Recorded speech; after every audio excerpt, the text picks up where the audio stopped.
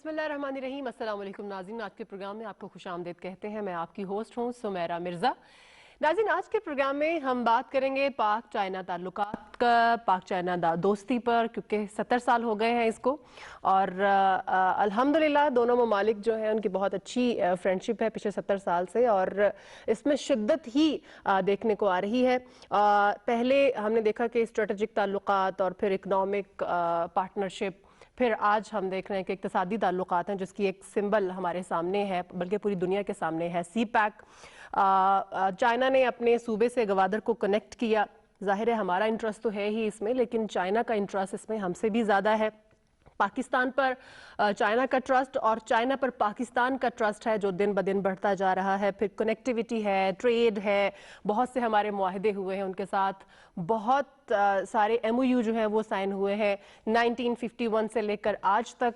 इस तमाम दोस्ती पर, मरासिम पर हम बात करेंगे। अपने पैनल का तारुफ करवाती चलूँ। सबसे पहले मेरे साथ मौजूद हैं प्रोफेसर डॉक्टर खालिद मंजूर भट्ट साहब। सर, आपको प्रोग्राम में खुशामदीद कहती हूँ।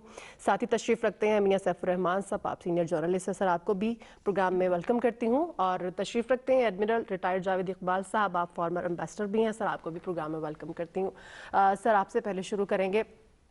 जैसे कि मैंने कहा कि एक स्ट्रेटेजिक ताल्लुकात से लेके इक्तिसादी ताल्लुकात तक 70 साल बीत गए। सर, हमारी फ्रेंडशिप को, हमारे ताल्लुकात को, इसको किस तरह से आप बयान करेंगे? देखें जी, ये मेरा ख्याल बहुत एक गुड ओमन है कि पाकिस्तान जिस रीजन में है वहाँ चाइना भी है जी। अगर आप चाइना को माइनस कर दें तो हमारे लिए बहुत मुश्किल हालात हो सकते थे इन प्रेजेंस ऑफ इंडिया, इतना बड़ा मुल्क और जिनसे हमारे ताल्लुकात बिल्कुल अच्छे नहीं हैं, हर वक्त एक दूसरे से खटका लगा रहता है। तो चाइना की प्रेजेंस से एक आप ये कह लें कि एक बैलेंसिंग फैक्टर आ गया है। सही। और अब चाइना जो हमारे साउथ एशिया की डायनामिक्स हैं वो चाइना के बगैर कंप्लीट नहीं होती। चाइना क्योंकि एक बहुत बड़ा एक इकोनॉमिक पावर है और बनता जा रहा है और दिन ब दिन उसमें तरक्की आ रही है, उसका जो इन्फ्लुएंस है, इकोनॉमिक इन्फ्लुएंस, वो पूरी दुनिया में फैलता जा रहा है। तो ये एक नई, मेरा ख्याल स्टूडेंट्स के लिए भी एक नई डायमेंशन है कि एक ऐसा मुल्क जो बिल्कुल आज 70 साल पहले बिल्कुल गरीब था और उनके हालात बिल्कुल दगरगूं थे, लेकिन with the passage of time और एक स्ट्रैटेजी उन्होंने ऐसी अडॉप्ट की और मैं समझता हूँ कि उनकी बड़ी पीसफुल स्ट्रैटेजी है। वो एक्सपेंशनिस्ट नहीं है बिल्कुल, वो पावर हंगर नहीं है कि जाके किसी मुल्क को एनेक्स कर लिया, किसी पे कब्जा कर लिया, किसी पे पॉलिटिकल इन्फ्लुएंस बढ़ाने के लिए कोई ऐसी हरकत कर दी। चाइना की हमेशा जो पॉलिसी रही है वो इकोनॉमी की तरफ रही है। बल्कि मैं तो ये समझता हूँ कि उसने बहुत से रीजनल ममालिक को भी और रीजन के अलावा एक्स्ट्रा रीजनल ममालिक को भी उसने इकोनॉमी की तरफ लगाया है। तो ये एक ऐसा सबक है पूरी दुनिया के लिए कि सिर्फ कोहर्सिव हो के आप दुनिया में इन्फ्लुएंस नहीं बना सकते। आप अगर कुछ आप कमाएं, कुछ मैं कमाऊं और इससे दोनों की इकोनॉमिक पोजीशन बेहतर हो तो ये ज्यादा लॉन्ग लास्टिंग एक तरीका होता है। तो ये मेरा एक मॉडल पॉलिसी है चाइना की, जिसको दूसरी दुनिया या जो दूसरे पावरफुल मुल्क हैं उन्हें भी इससे कोई सबक लेना चाहिए कि सिर्फ डरा के या धमका के या असले के जोर पे आप चीज़ों को कर नहीं सकते उस तरह जिस तरह आप चाहते हैं। तो बेहतर वही होता है कि इकोनॉमी को तरक्की दें, अपनी मुल्क की और अपने रीजन के लिए ऐसे हालात पैदा करें कि you scratch my back I scratch your back. तो आप इंगेज करते हैं, वो पार्टनरशिप पे बिलीव करता है और पाकिस्तान के साथ तो उसके आइडियल रिलेशनशिप हैं। और वो उस वक्त, मैं तो थोड़ा सा हिस्टोरिकल बैकग्राउंड में भी जाऊंगा कि जब उसके साथ कोई मुल्क भी हाथ मिलाने को तैयार नहीं था। तो पाकिस्तान को बहरहाल हिस्ट्री में ये क्रेडिट रहेगा कि जब कोई उसके साथ हाथ नहीं मिलाता था, कोई उससे दोस्ती करने के लिए तैयार नहीं था इंडिया की प्रेजेंस में और अमेरिका के इन्फ्लुएंस की वजह से, तो पाकिस्तान एक वाहिद मुल्क था जिसने उसके साथ एक पार्टनरशिप की। और आपको याद होगा फर्स्ट इंटरनेशनल फ्लाइट जो थी वो PIA की थी जो बीजिंग पहुंची। तो ये एक बड़ा एक मैसेज था पूरी दुनिया के लिए। और चाइनीज, हम वहाँ क्योंकि जाते रहते हैं, हमारा उनसे कुछ एकेडमिक ताल्लुकात हैं, तो वो चाइनीज आज तक इस बात को नहीं भूले। और चाइनीज कल्चर ऐसा है कि वो जिन्होंने उन पे एहसान किया होता है उसको भी नहीं भूलते और जिन्होंने कोई ज्यादती की होती है लाइक जापान ने, वो आज तक नहीं भूलते। तो चाइना में ये एक बड़ी गुडविल है पाकिस्तान की कि पाकिस्तान ने उन हालात में चाइना का साथ दिया जब पाकिस्तान खुद भी कोई ऐसी पोजीशन में नहीं था, तो उसके बावजूद अपने कमजोर हालात और कमजोर पोजीशन के बावजूद, इन प्रेजेंस ऑफ इंडिया और इन्फ्लुएंस ऑफ अमेरिका, उसके बावजूद पाकिस्तान ने कभी ये लाइन नहीं छोड़ी। ये मैं वैसे हैरान हूं कि हमारे पॉलिसी मेकर ने कैसे कर लिया, क्योंकि बहुत से मौकों पे हमने देखा गया कि we deviated from our policy, लेकिन चाइना के मामले में हमने नहीं की, चाहे जो भी इन्फ्लुएंस हुआ हो, चाहे अमेरिका का हो या इंडिया का हो। तो इस बारे में ये एक अच्छा, बहुत अच्छी पाकिस्तान के लिए है कि ऐसा एक मुल्क, ऐसा दोस्त मुल्क और बड़ा मुल्क आपके बॉर्डर लाइन पे है, आपके साथ है, जो आपको किसी भी मुश्किल वक्त में आपके साथ खड़ा रहता है। बिल्कुल सही है। अच्छा मियां साहब, आपने बहुत दफा विजिट भी किया चाइना को, और आपने चाइना को उन हालात में भी देखा कि जैसे कि अभी सर ने कहा कि उनको कोई एक्सेप्ट नहीं करता था, पाकिस्तान ने किया, उन हालात में भी देखा, फिर पावर्टी में देखा, पावर्टी से अप होते हुए भी आपने उनको देखा। सर आपकी नजर में आपने जो ऑब्जर्व किया वहां पे, वो हमारे साथ देखिए चाइना को सुमेरा आप जितनी मर्तबा विजिट करेंगे फिर जाके उसको समझ पाएंगे। अच्छा, यानी कि जैसे कि हमारे यहाँ एक कम्युनिस्ट पार्टी का एक तस्वर है जी, बड़ी वो एक यूनिटरी फॉर्म ऑफ गवर्नमेंट है, एक फर्द वाहिद की हुकूमत होती है और बड़ी सख्तियां हैं। हमने वहां पे एक दो सख्तियों के मुजाहरे भी देखे। लेकिन वो डिसिप्लिन है, ठीक है, वो डिसिप्लिन को भी आप सख्ती कह लें। बिल्कुल हमारे यहाँ भी जैसे लूज बॉल खेले जाते हैं हर वक्त, वो भी कोई अच्छी एडमिनिस्ट्रेशन का एक मॉडल तो नहीं होता। बिल्कुल सही। अच्छा, उसमें भारत, उस पर हम बाद में बात करेंगे। अभी ये चूंकि मैं इतनी पुरानी बात तो नहीं जो आप कह रही हैं, उस वक्त इतनी पॉवर्टी तो नहीं थी, लेकिन तब भी वो स्ट्रगलिंग। जैसे कि मैं 2012 में पहले गया, बाओ फोरम जो होता है उनका एक, वो जनूबी चीन की जगह है वहां पे, तो बाओ से कहते हैं, बाओ फोरम कॉन्फ्रेंस ही होती है, सरबराहान मुमलिकत जाते हैं। उस वक्त पाकिस्तान के वजीर आजम थे यूसुफ रजा गिलानी, तो मीडिया डेलीगेशन जो साथ गया उनके एयरफोर्स वन में, हम उनके साथ थे।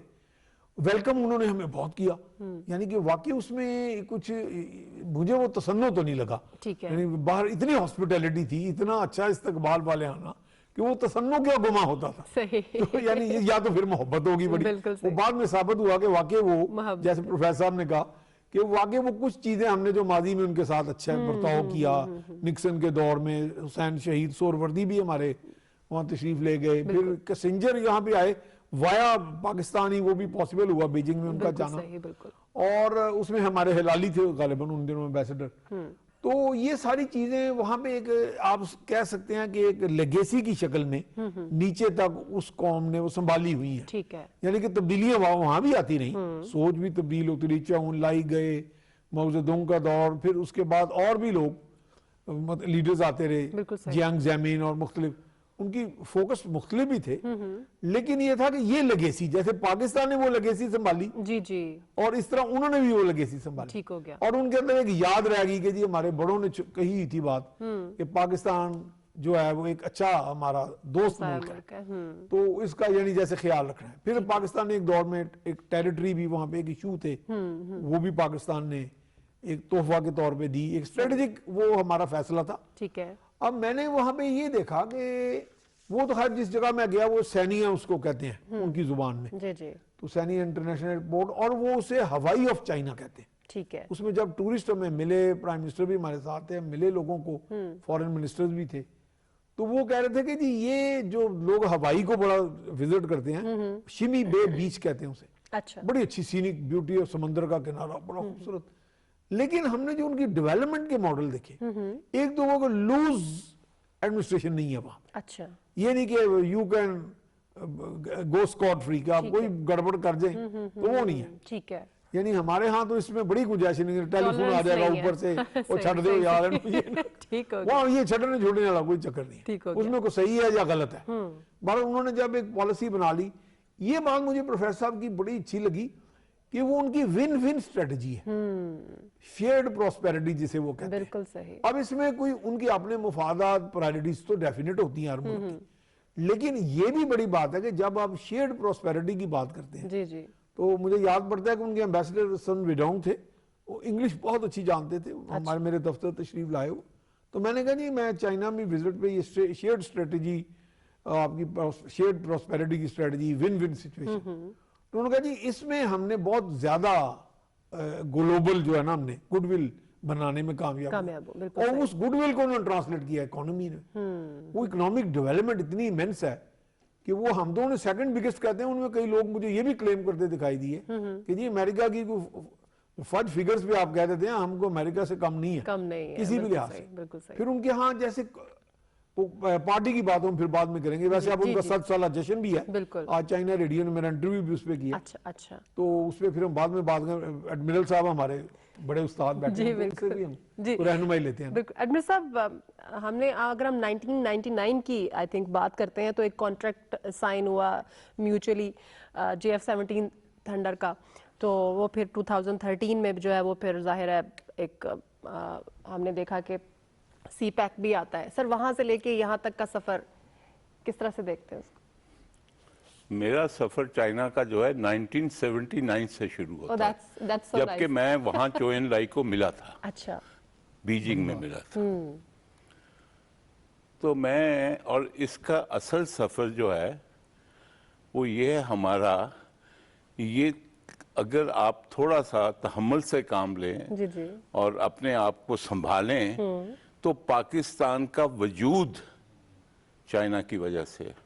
सही, आप अब मुझसे पूछें वो कैसे? जी बिल्कुल। ये कम्युनिज्म का खौफ था। सेकंड वर्ल्ड वॉर के बाद रशिया जो था वो वेस्ट यूरोप से लेके और पैसिफिक ओशन तक था रेड, चाइना रेड। अब उनको खौफ पैदा हो गया वेस्टर्न कुव्वतों को कि अगर ये इंडिया भी रेड हो गया तो हमारा क्या बनेगा? हमारा तो अड्डा ही कोई नहीं रहेगा। बिल्कुल सही। उस खौफ ने ये जो है, फिर अहले किताब है ना हम क्रिश्चियंस के साथ, गोरे के साथ, तो उसमें इन्होंने फिर हमें अपने साथ मिला के और इंडिया से अलग किया। सही, ताकि अगर हम भी रेड हो गए तो फिर यहाँ ना अमेरिका सुपर पावर होता, ना बरतानिया सुपर पावर होता, फिर सुपर पावर तो वही होते ना। सही। सो ये बात हम अवॉइड करते हैं।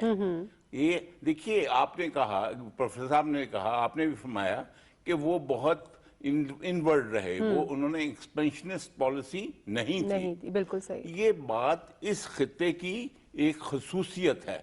सब कॉन्टिनेंट की एक्सपेंशन पॉलिसी नहीं थी। सब कॉन्टिनेंट में जो भी आया वो उसी में मर्ज हो गया। बिल्कुल सही। यानी कि एरियंस आए वहां खत्म, मुगल आए, इस्लाम आया। अब हमारा इस्लाम हमारा अपने टाइप का इस्लाम है, ये वो इस्लाम नहीं है जिसको मौलवी या हम सब लोग कहते हैं कि हम मानते हैं उस इस्लाम को। सही सही। चाइना ने जब देखा कि ये उसने इस खत्ते में रहना है तो उन्होंने अपने आप को आंखें बंद करके, वो किसी का वो जो है ना दुम पकड़ के नहीं चलते रहे। सही। उनका वजूद आप ये देख लें कि मोहम्मद सल्लल्लाहु अलैहि वसल्लम से पहले का है। तो जिन लोगों की यानी वजूद इतना पुराना हो वो ऐसे जल्दबाजी में फैसले नहीं करते। सही। आप ये जो चाइना आपको एक जेन्युइन, उन्होंने आपकी तरफ दोस्ती का हाथ बढ़ाया और हमारा ये है कि हमने, अगर हम जेन्युइन ना होते, ये कौन है उनका राब्ता कराने वाला अमेरिका से? क्या मैं वहां मौजूद नहीं था पिंडी में जब हेनरी किसिंजर आया था?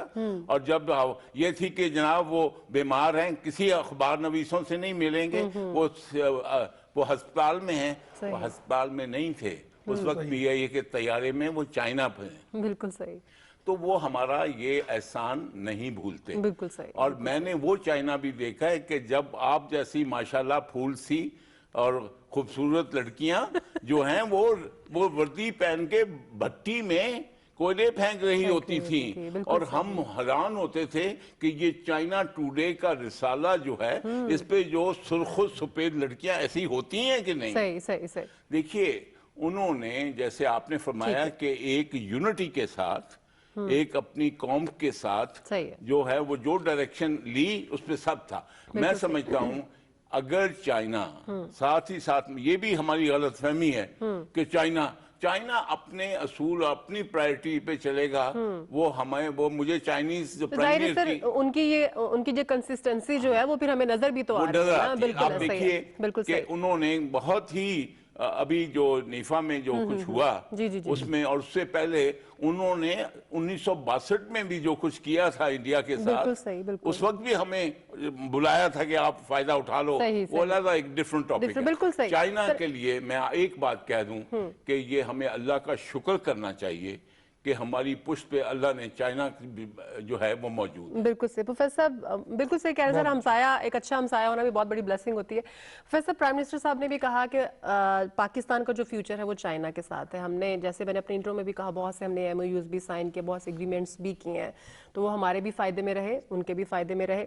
तो सर अब मजीद आगे भी ये सिलसिला बढ़ने वाला है, और अगर ये बढ़ेगा तो उससे फिर पाकिस्तान भी क्या उसी लाइन में शामिल हो सकता है जिस ट्रैक पे चल के चाइना यहाँ तक पहुंचा है? देखिए, मैं बड़े अरसे से हम अक्सर इस तरह के प्रोग्राम में बात कहते हैं कि CPEC जो है ये भी पाकिस्तान के लिए एक ब्लेसिंग है। ठीक है, उसमें चाइना का तो फायदा है ही है, इन्वेस्टमेंट जो उसकी है, तो जो इन्वेस्ट करता है फायदा नहीं लेगा, मतलब ये सिंपल सी बात है। कई लोग इसी बात से डराते हैं जी वो उसको ज्यादा फायदा है। भाई जिसकी टोटल जिसकी इन्वेस्टमेंट है तो फायदे के लिए इन्वेस्टमेंट की जाती है ना, दुनिया में ऐसे तो नहीं होता कि बगैर फायदा के। सो CPEC, मेरा पॉइंट ऑफ व्यू ये है कि CPEC को हम सिर्फ मैनेज कर लें अच्छी तरह तो हमें कोई खास प्रॉब्लम नहीं आएगी, और इससे हमें बहुत सारे फायदे होंगे। हमारे लिए नई ओपनिंग्स खुलेंगी, नई मार्केट्स मिलेंगी, हमारे ट्रेड रूट खुलेंगे, और क्योंकि चाइना कहता है कि पीसफुली चीजों को डील करो। सही है। अब देखे ना, उसने अपने मोस्टली जो उसके इर्द गिर्द मुल्क थे उनके बॉर्डर डिस्प्यूट उसने हल कर लिए हुए, चाहे छोटा मुल्क है बड़ा मुल्क है, उसने निगोशिएट करके इवन पाकिस्तान के साथ भी तो टेरिटोरियल उसने बेशतर मुल्कों के साथ सिवाय इंडिया के उसका हल कर लिया। वजह इसकी क्या होती है? Because China want stability. वो कोई ऐसा इशू नहीं रखना चाहता अपनी पॉलिसी में, फॉरेन पॉलिसी में, कि हमें कल को कोई प्रॉब्लम आ जाए किसी तरह, क्योंकि चाइना के भी जाहिर है दुश्मन बहुत बड़े बड़े हैं, कोई छोटा दुश्मन नहीं है उसका, तो वो उसको फलता फूलता नहीं देख सकते, क्योंकि उन्हें लग रहा है कि फ्यूचर में हमारे लिए प्रॉब्लम होनी है, तो वो उसके रास्ते में रुकावटें डालते हैं। लेकिन उसने, अब देख लें, ये जो CPEC है ये तो एक है, चाइना रोड जो हमारा एक है, चाइना पाकिस्तान इकोनॉमिक, और उसके इस तरह के उसने 5 और उसके हैं कॉरिडोर, और उसने पूरी मतलब आप देखें हर तरफ से रूट बनाया है, यूरोप जाने के लिए, मिडल ईस्ट जाने के लिए, ताकि एक रूट बंद हो दूसरा, और उसके साथ साथ हर मुल्क, उसमें कोई 62 मुल्क इन्वॉल्व है, बिल्कुल सही, मतलब आधे से ज्यादा दुनिया तो उसने इन्वॉल्व कर लिया ओबोर में। और अब उसका देख क्या स्ट्रेटजी है, क्या विजन है। हम तो अब हमारे साथ तो एक सड़क बनती है तो हमें मुसीबत पड़ जाती है कि इसका ये क्या होगा वैसे, तो सोचे 4-5 कॉरिडोर उसने इकट्ठी शुरू की हुई हैं, और अगर 20 साल बाद या 30 साल बाद आप देखें तो China would be well connected to all over Europe और मिडल ईस्ट, एवरीवेयर। तो उसको तो इतनी बड़ी मार्केट ओपनिंग्स मिल जाएंगी, इसलिए कि उसकी प्रोडक्शन है, वो प्रोड्यूस कर सकते हैं, वो कौम को जिस तरफ लगाते हैं कौम लग जाती है। आप कोरोना में देख लें, जहां से शुरू हुआ है, ये एक टेस्ट केस होता है दूसरे मुल्कों को कि वो उसको फॉलो करें और उसके एक रोल मॉडल के तौर पे लें। इतना बड़ा ये पैंडेमिक हुआ है जी, बिल्कुल। और उन्होंने अपने मुल्क में कहा है जिन शहरों में जी क्लोज शहर क्लोज हो गए हैं, और उन्होंने कोई घरों के बाहर खड़े नहीं किए हुए थे कांस्टेबल, सिर्फ उन्होंने एक दफा कहा है और लोग घरों से बाहर नहीं निकले। लेकिन इसमें 2 बातें बड़ी जरूरी हैं। पहली बात तो ये है कि लोगों ने अपनी गवर्नमेंट को रिस्पांस दिया है कि उन्होंने जो कहा है व्हाट गवर्नमेंट वाज एक्सपेक्टिंग, उन्होंने उसको फॉलो किया है। लेकिन दूसरी जरूरी बात, सिर्फ ये नहीं कह दिया गवर्नमेंट ने कि जी बंद कर दें, आप घरों में रुक जाएं, और उसके बाद उन्होंने वहां उनके घर की दहलीज पे खाने पीने की हर चीज पहुंचाई है और डिसइंफेक्टेड पहुंचाई है। तो ये एक रिस्पॉन्सिव गवर्नमेंट का काम होता है, और इसीलिए लोग जो हैं उस गवर्नमेंट पे ट्रस्ट भी करते हैं कि गवर्नमेंट रिस्पॉन्स अपना जो है वो पूरा करती है, जो उसका किरदार है वो पूरा करती है। सिर्फ कर्फ्यू लगाना मतलब नहीं है, मतलब है लोगों को अगर घरों में बंद किया है तो लोग उसे दिल से फॉलो करें, और उसके बाद लोगों को भी घरों में हर वो सहूलत भी पहुंचाएं। उनको गवर्नमेंट पे भी ट्रस्ट है ना कि हम यहाँ भूखे नहीं मरेंगे। ये रेसिप्रोकल होता है, वन वे नहीं होता। हम हर चीज गवर्नमेंट पे डाल देते हैं, और प्रॉब्लम क्या है कि गवर्नमेंट भी उस तरह रिस्पॉन्ड नहीं करती, गवर्नमेंट भी उस तरह पूरा नहीं उतरती। तो ये एक मॉडल चीजें होती हैं एक स्टूडेंट के लिए कि यार क्या मुल्क है, क्या गवर्नमेंट है, और क्या उनकी डायरेक्शन है, और लोगों को देखो किस तरह उनको फॉलो करते हैं। बिल्कुल सही। उन्होंने कोई कर्फ्यू नहीं लगाया, बस उन्होंने क्या घरों से बाहर नहीं निकला उन्हें। तो यही चीज पे उन्होंने प्रोडक्शन में जब लोगों को एक तरफ लगाया, जिस तरह अभी बता रहे थे कि खवातीन भी उसी तरह काम करती थी, साइकिलों पे सारा चाइना फिरते थे, सारा चीन जो था साइकिल पे था, और एक वही कोट और वही पैंट। तो मतलब ये है कि जब एक डायरेक्शन होती है जी जी, और आप वो उसको फॉलो करते हैं तो डेफिनेटली अच्छे रिजल्ट आते हैं। और ये हमारे सामने एक मॉडल बन के आया है कि गवर्नमेंट अगर रिस्पॉन्सिव होगी, लोगों का उस पर ट्रस्ट बढ़ेगा, तो फिर आप लोगों की पावर को यूज कर सकते हैं पॉजिटिव तरीके के साथ। और जब इस तरह सिलसिला शुरू हो जाए तो फिर इकोनॉमिक ग्रोथ होती होती है। इसीलिए चाइना कोई पॉलिटिकल इशू अपने गिर्द खड़ा नहीं करना चाहता। आप देख लें 62 में भी इंडिया के साथ हुआ, चाइना ने हालांकि उसके कितने एरिया पे कब्जा कर लिया, फिर विड्रॉ कर लिया, ताकि ये मैसेज ना जाए कि वी आर एक्सपेंशनिस्ट। इसी तरह आजकल जो पिछले झड़पें हुई हैं इंडिया के साथ, फिर भी उन्होंने कहा नहीं हम निगोशिएट करके, और बहुत हद तक उन्होंने उसको हल कर लिया। तो ये कुछ मॉडल हैं जो हमें सीखने की जरूरत है, और हमें खुशी है कि इतना अच्छा जो बड़ा पॉजिटिव मुल्क है हमारे साथ। तो मैं, क्योंकि हम जाते हैं, हम चाइनीज से मिलते भी हैं, और चीज मैं आपसे शेयर करना चाहूंगा कि चाइनीज, किसी चाइनीज को, ये मेरा चैलेंज है, पूछ लें जाके कि who is your best friend, वो कहेंगे पाकिस्तान। तो ये एक इतनी पीपल टू पीपल गुडविल है। और मेरे पाकिस्तान में भी अगर आप किसी से पूछेंगे कौन है आपका बेस्ट फ्रेंड, तो चाइना के नाम देंगे। तो ये पीपल टू पीपल ये कॉन्फिडेंस है ना, ये एक बहुत बड़ा आपको एक बैकिंग है, ताकि गवर्नमेंट जब पॉलिसियां बनाती है, अग्रेसिव पॉलिसी, तो लोगों की अगर बैकिंग हो तो ज्यादा कामयाब हो जाते हैं। बिल्कुल समीर साहब, अभी सर जो बात कर रहे थे, एक स्ट्रेटजी है, एक विजन है। सर, एक मुल्क जो है वो शदीद पावर्टी में मुब्तला है, वो अपने मुल्क के अंदर भी बेहतरी लाते हैं, लोगों को पावर्टी लाइन के ऊपर लेकर आते हैं, और फिर अपने आसपास अपने तमाम ममालिक में ऑल ओवर द वर्ल्ड जो है वो वहां पर भी अपनी पेनिट्रेशन करते हैं और पॉजिटिवली करते हैं। Sir, what is the thing behind कि आप कामयाब होते हैं इन चीजों में, और वो भी बहुत ज्यादा टाइम नहीं है, इट्स लाइक 30 to 35 years। जी जी, देखें यही एक विल और रिजॉल्व और मोबिलाइजेशन की अभी बात की गई ना। देखें ना, एक कमांडदार है, मतलब हमारे साथ कमांडदार बैठे हुए हैं मेरे साथ। एक कमांडदार जब तक मोटिवेट नहीं कर सकता अपनी फोर्स को और उनको लीड करके, लीडर का काम क्या है, देखें ना, leadership is the art of getting things done from other. ठीक है, ये उनकी लीडरशिप ने ये विजन डेवलप किया कि हमारा, देखे ना, एक पुराना वाकया है कि एक जगह पे एक बंजर, हजारों हेक्टेयर जो थे वो बंजर पड़े थे। सही। तो अक्रॉस एक पहाड़ के पीछे दरिया बह रहा था और पानी का बहुत बड़ा एक जखीरा था।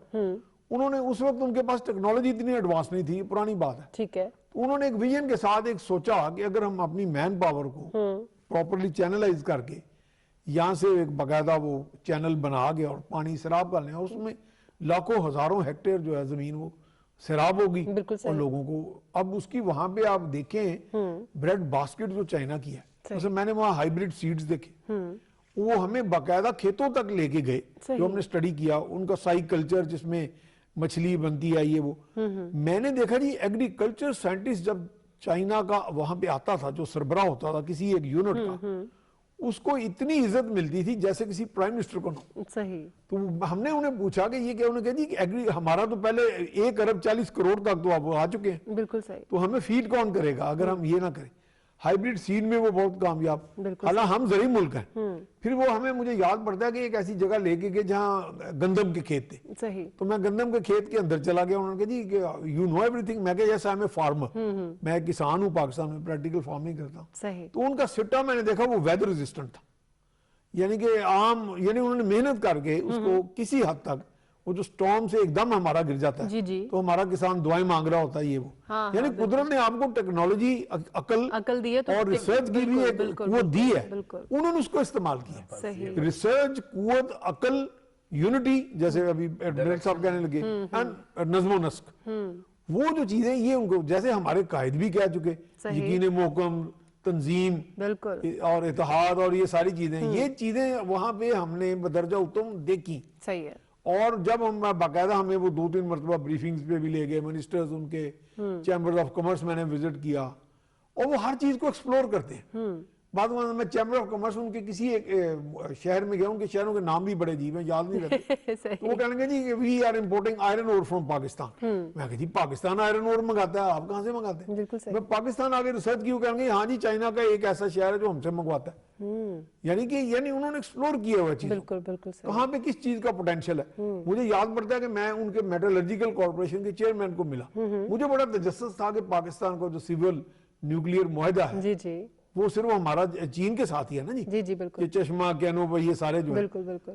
तो मैंने उन्हें पूछा कि chairman I want to ask one question, you couldn't develop the technology for 1000 वो मेगावाट वैसे जी जी जी वो हंस पड़े, कहते हैं कि नहीं, हंसने लग पड़े, कहते हैं आप you are Pakistani that is why. मैं कहा यस, मैं पाकिस्तान के तनाजर में पूछ रहा हूं। बिल्कुल सही। उनका जी हमने डेवलप कर लिया है, और अगले सवाल का जवाब भी हाँ है।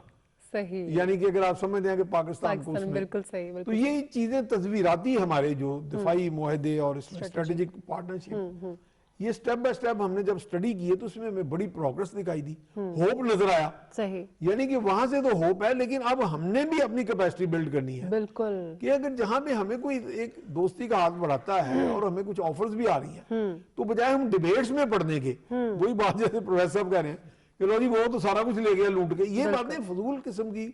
जैसे आप देखें ना, हमने ये वैक्सीनेशन का एक मिथ्स क्रिएट कर जी दी जी बिल्कुल बिल्कुल बिल्कुल। और तरह तरह की मिथ्स जो आ रही हैं, इन मिथ्स से हमने निकला। हाँ, ये चीज उनकी बड़ी है कि वो मिथ्स को ज्यादा नहीं उन्होंने बॉदर नहीं किया, ज्यादा वो एंटरटेन नहीं किया, ठीक हो गया। यानी काम से काम रखते हैं। अगर आप कभी विजिट करें, मैंने एंट ग्रुप उनका देखा, अच्छा, तो हमने उन्हें पूछा, उन्होंने कहा जी कि कॉमन आदमी का एक सिंबल है ये एंट, जो जैक मा का, बिल्कुल सही, 1 ट्रिलियन डॉलर तक जा चुका था। सही सही। और एक छोटे छोटे लोग, सतह के लोग।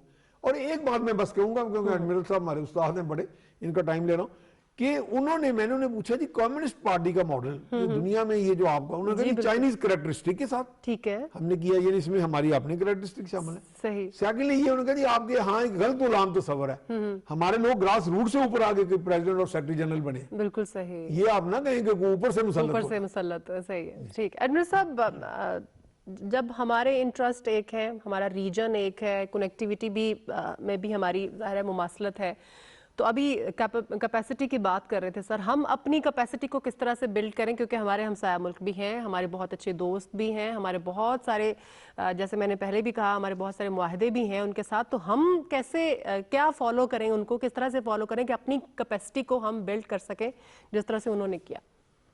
आप अपनी कैपेसिटी को तभी बिल्ड कर सकते हैं आप उनको फॉलो ना करें। अच्छा, हमारा प्रॉब्लम ही ये है कि हम दूसरों को ही क्यों फॉलो करने, हमने अपना तो कुछ बनाया ही नहीं, ना अपनी सोच है, ना अपना रिलीजन है, ना अपनी कोई आइडियोलॉजी है। हमें तो जो मुफ्त में प्लेट में मिल जाए हम उसको फॉलो करते हैं। सही, आज ये रियासत मदीना है तो हमने ये मुल्क लिया था किसी सोच के तहत, सही, तो उसके बाद आज हमारा सारा मॉडल ब्रिटिश है। और जो ब्रिटिश गवर्नमेंट थी, या ब्रिटिश जो ब्यूरोक्रेसी थी, या ब्रिटिश जुडिशरी थी, या ब्रिटिश आर्म्ड फोर्सेस थे, या ब्रिटिश ब्यूरोक्रेसी थी, हम उसी को भुगत रहे हैं। सही, तो चाइना की क्या रट लगा रहे हैं।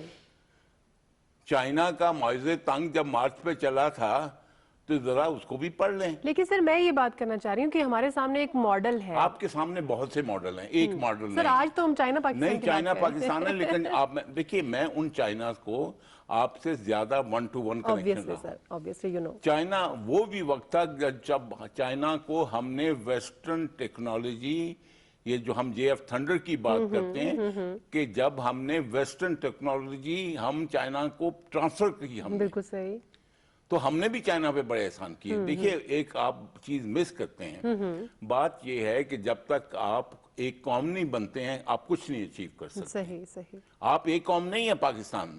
पाकिस्तान 5 कौमियत, 5 मुल्कों का मजमुआ है। मैं सिर्फ पाक चाइना जो दोस्ती को कुछ नहीं समझता। मैं CPEC को, आपने जितने पॉइंट है मैंने 0 से ज़रब दे ली, जितनी आपने भी फरमाया। CPEC पाकिस्तान के लिए अल्लाह ने सिर्फ एक चीज के लिए बनाया कि ये पाकिस्तान में और कोई कॉमन फैक्टर नहीं है सिवाय CPEC के। सही, यानी कि पैसिफिक से लेके गवादर तक कोई कॉमन फैक्टर नहीं है। गिलगित बल्तिस्तान और है, बलूचिस्तान और है, पंजाब और है, सिंध और है। The commonality is CPEC। सही, एंड कॉमनैलिटी CPEC से क्या निकला, जो आपने फरमाया कि हर कोई कहता है सबसे अच्छा दोस्त कौन है, चाइना। चाइनीज कहते हैं पाकिस्तानी। तो मैं समझता हूं कि ये हमें बगैर किसी यानी कि कोई प्रोपेगेंडे के, ये एक नेचुरल फिनोमेना है जो कि हम में है, और इसमें अल्लाह के फजल से हम अच्छी प्रोग्रेस कर रहे हैं, चाहे एक गवर्नमेंट हो या दूसरी गवर्नमेंट हो। और मैं समझता हूं कि आइंदा के लिए हमें, जो आपने भी फरमाया, आप भी फरमाया, कि हमें और पॉजिटिव एवेन्यूज खोलने चाहिए। जो चाइनीज की जो चीजें एक्सेप्ट है हमें, देखिए, एक हमारी ये हजूर ने क्यों फरमाया था कि इल्म हासिल करो चाहे तुम्हें चीन जाना पड़े, तो क्यों भाई, बाकी मुल्क या वहां पे नजदीक भी थे ना। ये बहुत डीप फिलॉसफी है।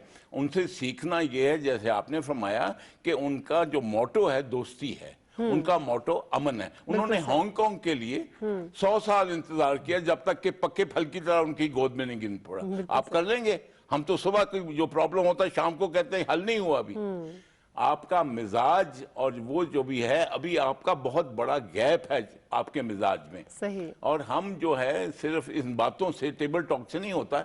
हमें चाइना से जो सीखना है वो उनकी बुर्दबारी, तहम्मुल मिजाज और जो पीसफुल अप्रोच को कैसे प्रैक्टिकली वो करते हैं। हम तो अभी सिर्फ जंग की बातें करते हैं। हम तो सिर्फ जो हमें पसंद नहीं है हम उनके ऊपर सिर्फ मुक्का तानते हैं। They have learn to live with their worst enemies. बिल्कुल सही। We are not ready to do that. हमें ये चीजें सीखनी होंगी। बाकी अल्लाह के फजल से बहुत अच्छे हैं ताल्लुकात हमारे, और भी अच्छे होंगे इंशाल्लाह। प्रोफेसर साहब, अगर हम अपने इस खित्ते की बात करते हैं तो इसमें स्टेबिलिटी के लिए जो एक स्ट्रेटेजिक ताउन है चाइना का, वो कितना जरूरी है हमारे लिए? देखें जी, आपके सामने एक रीसेंट मिसाल है, और वो चाइना, मैंने कहा खामोशी से बहुत सारी चीज़ें कर जाता है। डिप्लोमेसी में भी बहुत से लोगों को भी ये नहीं भी पता कि अफगानिस्तान में जो अमन की तरफ सिलसिला शुरू हुआ है उसमें चाइना का एक खामोश रोल बहुत ज़्यादा है। चाइना ने मुजाहिदीन को एंगेज किया हुआ है, उनको फैसिलिटेट किया हुआ है कि भाई अमन से बैठो और मिलजुल के, और उन्हें भी इंसेंटिव वही दे रहा है कि ये आप चीज़ें करेंगे तो आपकी खुशहाली होगी। तो ये हमारे रीजन में अफगानिस्तान का जो मामला थोड़ा सा बेहतर शक्ल इख्तियार करता जा रहा है और अमन की तरफ जा रहा है, उसमें चाइना का एक साइलेंट रोल है, और वो साइलेंट ही रखना चाहता है। वो बताना नहीं चाहता कि मैंने ये तोप चला दी और ये कर दी। तो इसलिए मैं समझता हूँ कि हमारे रीजन में ये एक ऐसा फैक्टर है जिससे हमें एक बड़ी सपोर्ट मिलती है, और पूरे रीजन के लिए देखिए उसका पूरे रीजन के लिए प्लान है। और आप हैरान होंगी, क्योंकि हमें कुछ चीजें पसंद नहीं आती, कि वो अपने ओबोर प्रोजेक्ट में इंडिया को भी शामिल करना चाहता है। किया भी हुआ उसने एक कॉरिडोर। इंटरेस्ट देखने हैं ना, तो मतलब ये है, चाइना का ख्याल है कि इनको इकोनॉमिकली इंगेज करो तो फिर ये पॉलिटिकल मसाइल खुद ही हल हो जाते हैं। तो जब हमने पॉलिटिकल मसाइल हल ही नहीं करने और इकोनॉमिक वाइज भी हमने पीछे ही रहना है, तो फिर तो और सत्यानाश हो जाता है ना चीजों का। तो ये एक ऐसा हमें एक मॉडल नजर आता है कि हमारा यही ख्याल है कि अगर हमारी दोस्ती नहीं है इंडिया के साथ, तो चाइना भी उसके साथ कुटी कर दे और अमेरिका भी कर दे। दुनिया में इंटरनेशनल रिलेशन में ऐसा नहीं होता। हर मुल्क ने अपने मफादात के साथ जाना होता है। तो मफादात वही हैं कि जहां आपको इकोनॉमिक फायदे होते हैं। तो इसीलिए उसने पूरे रीजन को इंगेज कर लिया हुआ है अपने इकोनॉमिक एक्टिविटीज में, और कहीं वो बंदरगाहें बना रहा है, कहीं वो कॉरिडोर बना रहा है, कहीं वो कुछ, ताकि उनको इंगेज करें। उनकी जो पोटेंशियल, देखिए हर मुल्क में एक पोटेंशियल होता है। बिल्कुल। पाकिस्तान में माशाल्लाह इतना पोटेंशियल है कि अगर हम सही मानों में उसे एक्सप्लोर कर लें तो हमें किसी मदद की जरूरत नहीं है। हम अपने पोटेंशियल को सही मानों में एक सिस्टमैटिक तरीके से कर लेना केटर, तो हमें किसी मदद की जरूरत नहीं। लेकिन हमें we are unable to explore our real potential. China वहां बैठ के उसे पता चल जाता है कि इस मुल्क में क्या पोटेंशियल है, इस मुल्क में क्या है, और उनको वो फिर इंसेंटिव देता है कि हम आपकी बंदरगाह बनाते हैं, इस पे आपकी ट्रेड होगी, 50 साल में इतनी होगी, 10 साल में इतनी होगी। इसी तरह हमें भी तो उसी ने बताया ना कि जी ये गवादर जो है ये एक बड़ी सोने की पोर्ट है, तो इसको आप यूज करें, इसका रूट देखें कितना छोटा हो जाएगा और आपकी इंटरनेशनल ट्रेड शुरू हो जाएगी। ये सारा ब्लूप्रिंट तो उसी ने हमें बताया ना। तो पॉइंट ये है कि वो स्टडी करते हैं चीजों को, वो जज्बाती अंदाज से फैसले नहीं करते। जिस तरह अभी इन्होंने बताया कि गंदम के मामले में उन्होंने सीड बनाया, तो भी दिमाग के साथ टेक्नोलॉजी बनाई, उसके बाद ही सीड बनाना। तो लिहाजा हमें एजुकेशन की तरफ जाना पड़ेगा, डिसिप्लिन होना पड़ेगा, और पूरी कौम को मुत्तहिद होना पड़ेगा, और लीडरशिप को भी अपना एक दिखाना पड़ेगा कि उन्हें कैसे लीड करना है कौम को। तो इसलिए मैं हमेशा ये कहता हूँ कि CPEC एक बहुत बड़ी ब्लेसिंग है, और हमें इसको मैनेज करने के बारे में सोचना चाहिए। इसमें हमें एक चार्टर ऑफ CPEC करना चाहिए कि CPEC पे मामले पे हम कोई सियासत नहीं करेंगे, हम एक यकसुई के साथ, एक डायरेक्शन के साथ उस पे आगे बढ़ेंगे, ताकि इसमें स्टेबिलिटी आए। पाकिस्तान में जब तक अमन नहीं होगा, स्टेबिलिटी नहीं होगी, यूनिटी नहीं होगी, हम वो एक्सप्लॉइट नहीं कर सकते अपने रिसोर्सेज को, और इवन हम CPEC को भी नहीं कर सकते। तो इसलिए इसमें हमें बहुत मिलजुल के सारा तय करना चाहिए। और कुछ चीजों पे देखिए, अमेरिका में दो मुख्तलिफ पार्टियां हैं, लेकिन मेजर इश्यूज पे उनका कंसेंसस होता है। बिल्कुल तो हमें भी अपना यहाँ पॉलिटिकल लीडरशिप को, एस्टैब्लिशमेंट को, सबको मिल बैठ के सी पैक पे एक परमानेंट कॉम्प्रिहेंसिव पॉलिसी बनानी चाहिए, ताकि कोई भी 2 साल बाद 5 साल बाद कोई गवर्नमेंट बदले या तो सी पैक पे कोई इशू नहीं आना चाहिए, ताकि चाइना डजंट, क्योंकि चाइना में एक स्टेबिलिटी है, वहाँ पॉलिटिकल स्टेबिलिटी तो है ही, इकोनॉमिक स्टेबिलिटी भी है, और उनकी एक डायरेक्शन है। जो गवर्नमेंट कह देती है कि ये करना है वो वहां पे हो जाता है। अगर उन्होंने कोई डैम बनाना है तो उन्होंने वहां के लोगों से उन्हें मनाना नहीं है, उन्होंने बस कहना है ये आपके फायदे के लिए हम बना रहे हैं, और लोग मानते हैं। तो ये चीज हमें भी पैदा करनी पड़ेगी, हमें एक डायरेक्शन लानी पड़ेगी, ताकि हम एक ऐसी पॉलिसी अडॉप्ट कर सकें। और एक हमारे हाथ में एक चीज तो आ गई है सी पैक, अब हमने उसको एक्सप्लॉइट करना है, और जितना ज्यादा हम करेंगे उतना ही हमारे लिए फायदेमंद होगा और हमारा फ्यूचर बेहतर होगा। बिल्कुल सही। अच्छा मिस साहब, आपकी जानिब आना चाहेंगे, यही पॉइंट अगर मैं इसको डिस्कस करना चाहूँ, आलमी सतह पर डिफरेंट फोरम्स पे इससे पहले भी चाइना ने हमारा बड़ा साथ दिया है, हमारे मौक़िफ़ की बड़ी तायीद की है बड़ी दफ़ा। तो सर ये कितना इम्पोर्टेंट है, एक आपको पता है कि आपका एक दोस्त मुल्क है और वो अपनी एक हैसियत भी रखता है ऑल ओवर द वर्ल्ड, और वो आपकी बैक पे है, तो हाउ कितना ये डेफिनेटली देखिए नहीं, ये एक आपके पीछे एक ऐसी कुवत हो या ऐसी रीजनल पावर हो या ग्लोबल पावर हो जिसकी से है, अंग्रेजी में कहते हैं, जिसका क्लाउड है या जिसका असर और रसूख है दुनिया में। सही। अब ओपिनियन मैटर्स अ लॉट, यानी जो लोग, जो ममालिक अपनी मईशत को मजबूत कर चुके हैं और दुनिया में उनको एक्नॉलेज किया जाता है, सही, तो उनकी बात को बड़ा वजन होता है जब वो आपका किसी असूली मौक़िफ़ पे बात करते हैं। जैसे हम कभी कहते हैं जी उर्दवान ने हमारी बात को सपोर्ट किया, तो उनका भी एक से है, एक क्लाउड है, यानी कुछ ममालिक पर उनका एक असर और रसूख है। इसी तरह चीन के चूंकि तजारती मुआहदे भी हैं लोगों से, तस्वीराती भी हैं, दिफाई मुआहदे भी हैं, तो चीन का एक बड़ा वजन है। अगर हमारे किसी मौक़िफ़ पर, कश्मीर के पॉइंट पर या किसी एक बात पर वो हमारे साथ कर, मैं इसमें अभी रीजन की बात हुई थी तो मुझे याद आया कि उनकी जो स्टडी की हम बात करते हैं, तो एक दफा चूंकि मैं 3-4 मरतबा गया, तो एक मरतबा हमें वहाँ China institute of international studies वहां पे वो ले गए। ठीक है। उनके जो वाइस चेयरमैन थे वो डोंग मेनुआन उनका नाम था, जो जिस तरह वो ही was next to the sort of, यानी जैसे कम्युनिस्ट पार्टी में जो इक़्तिदार में है वहाँ, उनके वो दूसरे-तीसरे नंबर पे थे। वहाँ पे जो खवातीन, यंग और नौजवान जो वहाँ पे चाइनीज हमें मिले, उनको ज़बानों पे अबूर था, उनको सारी जो तकरीबन आपको यहाँ तक उनको पता था कि एक उन्होंने सवाल मुझे किया कि आप कहाँ गए, मैंने कहा ये लाहौर का, तो उनको मुझे वाइस चेयरमैन कहते हैं वहाँ तो बड़ी गर्मी होती है, यानी कि मैं हैरान हो गया, इतनी स्टडी थी उनकी। सही। और भी बहुत से मामला थे, स्ट्रेटेजिक स्टडीज, फिर वहाँ उन्होंने अफगान एम्बेसडर भी बुलाए हुए थे हमारे पास, यानी कि उनका इंटरनेशनल पूरा सिनेरियो पे नजर है। और जैसे कि हम एक कहते हैं ना कि मॉडल ऑफ गवर्नेंस की हम बात करते हैं, अच्छा मॉडल ऑफ गवर्नेंस कौन सा होता है? जिसमें फोरसाइट हो, फॉरसाइटेडनेस हो, सही, और पेशबीनी और पेशबंदी का जिसमें अनासर मौजूद हो, ये उनके यहाँ है। यानी कि वो बाकायदा स्टडी करते हैं कि आने वाला सिनेरियो क्या हो सकता है। जैसे कि मुसल्लह फौज में हमारे यहाँ तो ये चीज देखी गई कि जी कॉन्टिजेंसी प्लान्स होते हैं, क्राइसिस सिनेरियो बनाए जाते हैं, तो इस पे वो बहुत काम करते हैं। ठीक है। तो ऐसे ही लगता है जैसे एक बड़ी रेजिमेंटेड मुल्क में आप आ गए। बिल्कुल सही। मैं ये नहीं कहता कि मुसल्लह रेजिमेंटेड नज़्म व नस्क है, लोगों को सिखाया गया। और जैसे मैंने अभी कम्युनिस्ट पार्टी की बात की, तो हमें बताया गया कि बहुत से ऐसी सब पार्टीज भी हैं, नीचे ग्रुप्स हैं, क्लिक्स हैं, या उनको कोई भी नाम दे लें, सही है, जो बाकायदा रिसर्चर्स हैं, स्टडी करते हैं, जिनका ग्रास रूट लेवल पे लोगों से बाकायदा कनेक्टिविटी है। ठीक है। तो वो फिर एक फीडबैक देते हैं, इनपुट आता है वहां से, वो इनपुट लेके उसको फिर ऊपर जाके वो, तभी तो देखे ना इतना विजडम पर मबनी मॉडल सामने आपके आ रहा है। दुनिया में इतनी ज्यादा वो आगे बढ़ रहे हैं, यानी इस वक्त कोरोना के बावजूद भी उनकी इकोनॉमी जो है वो इस तरह नहीं गई जिस तरह के बाकी मुल्कों में डिक्लाइन हुई है। तो ये एक बहुत बड़ा एम्यूलेबल मॉडल है देखा जाए। मिस्टर आप इस पे कुछ कहना चाहेंगे? मैं ये कहूँगा कि जो उनकी अच्छी बातें हैं उनको तो जरूर कॉपी करना चाहिए, लेकिन हम एक टोटली एक चीज को जब हम एक अच्छा कहना शुरू कर दें तब इसको खुदा नहीं बना देना चाहिए। ये एक हम भूल जाते हैं, इस टॉपिक के यहाँ पे भी भूल जाते हैं। वी आर, या हमारी जो स्टेट है इसका क्या मॉडल क्या है? सही। It's based on a belief system. सही। और चाइना में रिलीजन की कोई पोजीशन नहीं है।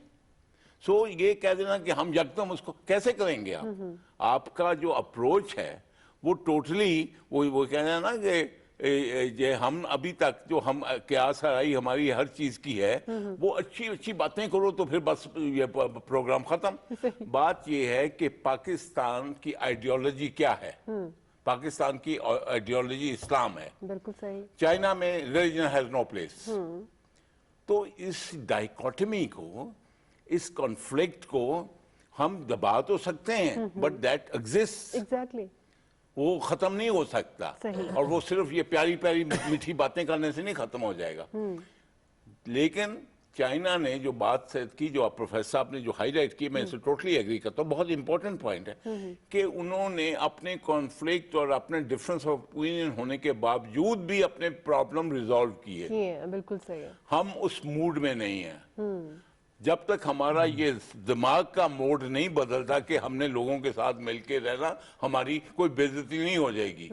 उस वक्त तक ना चाइना, ना चीन, ना जापान, ना अफ्रीका, ना पाकिस्तान, ना टम्बकटू, कुछ नहीं हमें मिलेगा। सही। हमें मिलेगा अव्वल तो वो है जो इकबाल ने कहा था कि ये जो है ने कहा कि ये अक़वाम जो है वेस्ट से भी जो तुम सीख रहे हो वो जो है वो नहीं, आपका अपना मॉडल है और है तरकीब में कौम रसूल हाशमी। तो कौम रसूल हाशमी को भूल गई और कभी इधर हाथ मारती है, कभी उधर हाथ मारती। भाई अपना मॉडल भी तो बना लो।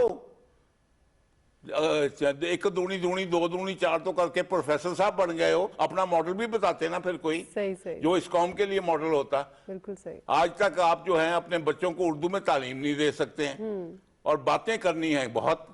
बात यह है कि चाइना ने ये जो सदियों की बातें हैं ये, और उन्होंने, एक होती है कल्चर, वो कल्चर एक प्याले में डलता है। सही। वो कल्चर को आप अगर जो है उसको आप बांटेंगे तो वो हमें अपना पहले जो है कि जो हमारा नजरिया है जी जी। उसके मुताबिक हमारी आइडियोलॉजी तो बनाएं। बिल्कुल सही। अभी आपके एक की जो है कि वेस्टमिनिस्टर एबे मॉडल है, एक कहता है प्रेसिडेंशियल सिस्टम, एक कहता है चाइनीज के देखो कितने अच्छे हैं। बिल्कुल सही। भाई तुम कहें, वो कहते हैं ना कि कहीं की ईंट और कहीं का रोड़ा, भानुमती ने कुनबा जोड़ा। वो पहले अपने आप को तो पहचान लो। बिल्कुल सही। तो मैं समझता हूं कि चीन की बातें सब अच्छी, और हमें शुक्र अल्हम्दुलिल्लाह ये है कि हमारे साथ चीन के दुनिया में बेहतर तरीन ताल्लुकात अगर हैं तो चीन के साथ हैं। और ये जो हम बातें कर रहे हैं ये सिर्फ एक टिप ऑफ द आइसबर्ग है। हम उस चीज का अंदाजा ही नहीं लगा सकते जो हमारे में वामत,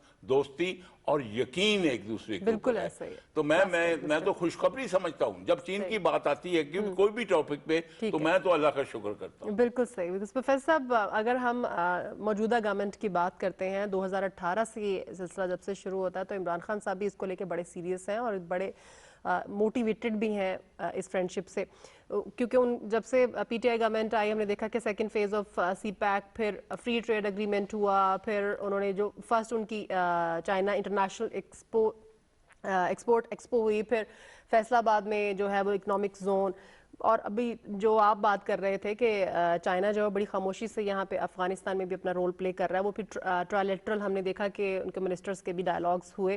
तो सर, मौजूदा गवर्नमेंट की सीरियसनेस, उनकी फ्रेंडशिप और उनका जो लगाव है इस हमारे चाइना के साथ, जैसे कि आपने, फिर मैं आपकी बात करूंगी, आपने कहा कि चाहे जितनी भी गवर्नमेंट्स चेंज होती हैं हमारी उनके साथ एफिलिएशन जो है वो कम नहीं हुई है। तो मौजूदा गवर्नमेंट की एफिलिएशन, उनके जज्बात और उनकी प्लानिंग्स जो है चाइना के साथ, उसको आप किस तरह से देखते हैं? पाकिस्तान की अगर फॉरेन पॉलिसी देखी जाए, इस बारे में मैंने बताना कि बड़ी कंसिस्टेंट रही है। कोई भी गवर्नमेंट आए, हम उसे पसंद करते हो ना करते हो, सिविलियन हो दूसरी हो, तो वो इस मामले में बड़े क्लियर होते हैं। ठीक है। क्योंकि that is the cornerstone of Pakistan policy, foreign policy, everything. तो हमारी मौजूदा गवर्नमेंट भी इस बारे में बहुत सीरियस है और मैं उस पर कोई शक नहीं है हमें कि हर गवर्नमेंट अपनी पूरी एफर्ट करती है कि ये मामला जो है खुश असलूबी से आगे बढ़े। लेकिन एक बात मैं ऐड करना चाहूँगा इसमें कि चाइना और हमारा जो बहुत बड़ा एक फ़र्क है ना, चाइनीज़ जो हैं वो अपने मुल्क का सोचते हैं, वो कलेक्टिव उनका है कि हमारे कलेक्टिविज्म जो है ना, हम चाइना है।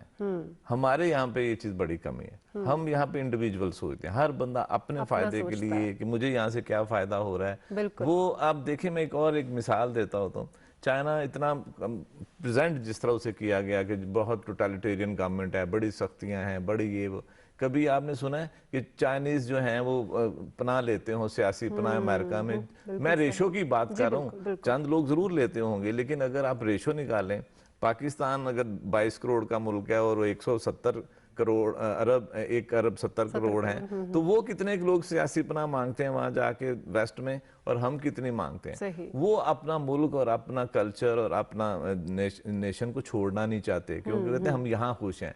हम यहाँ खुश नहीं हैं, हम यहाँ से भागना चाहते हैं। आज हमें ऑफर हो जाए ना कि जी आओ अमेरिका का वीजा, आपको ग्रीन कार्ड मिल रहा है, तो मेरे 22 में से 21 करोड़ चले जाएंगे जी, हमें दे दें ग्रीन कार्ड।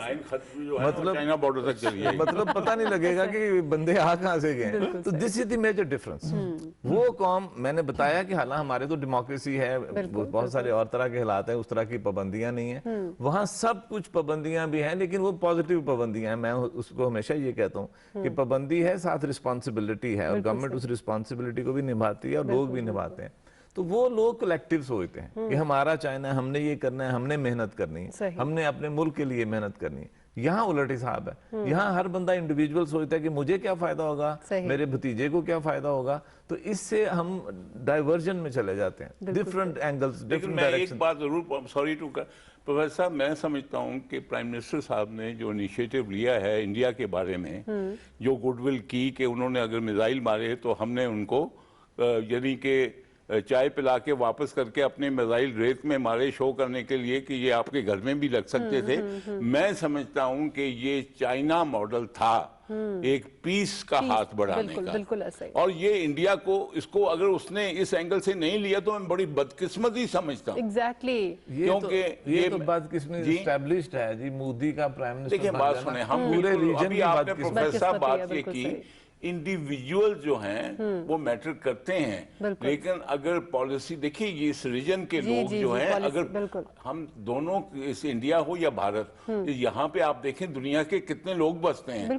अगर हम आपस में लड़ाई की बजाय एक दूसरे के अगर अपने मामलात हल कर लें तो हमें ये रोटी के लिए पैसा अवेलेबल होगा ना। इसलिए हमने, मैं समझता हूँ कि इस गवर्नमेंट ने ये पीस का, वो फाख्ता का और वो फूल जो है पेश किया था, उसके बाद उसका रिस्पांस वहां से वो नहीं आया जो आना चाहिए। लेकिन सर बात वही है ना, जैसे प्राइम मिनिस्टर साहब ने शुरू में आते उन्होंने कहा कि हमें अगर वो 1 कदम बढ़ाते तो हम 2 कदम बढ़ाएंगे, तो ये पीस का मैसेज तो प्राइम मिनिस्टर साहब ने भी दिया, लेकिन सर कह रहे हैं कि आगे से रिस्पांस नहीं आया, लेकिन फिर भी कंसिस्टेंसी होनी चाहिए ना। ये मॉडल है, ये मॉडल है, काश के हम ये अपना हल करें। और ये चीन की तरह देखिए, चीन के आप देखिए, हांगकांग है, दूसरा है, तो आप जैसे फरमा रहे हैं कि जो उनकी प्रायोरिटी पीस है, बिल्कुल सही। असल में बात ये है, अमन की प्रायोरिटी। सर मेरे पास टाइम कम है, मैं सबका असल में पीस के साथ इकोनॉमी जुड़ी होती है ना, वो इस बात को समझते हैं। हम समझते हैं कि हमने डिस्ट्रक्ट करके दूसरे को तबाह करके, तो फिर वो एक की तबाही नहीं होती, दोनों की तबाही होती है। फर्स्ट सेकंड वर्ल्ड वॉर जीत भी ली थी ब्रिटेन ने, सारा कुछ, उसके बावजूद उसकी इकोनॉमी का जो हाल हुआ है तो सबको पता है। तो हमें इस मोड से निकलना है, हमने तबाही के साथ नहीं आगे बढ़ना, हमने को एग्जिस्टेंस के साथ रखना है, हमने टॉलरेंस के साथ आगे बढ़ना है। और देखिए, आप हर चीज बदल सकते हैं, अपने हमसाये नहीं बदल सकते।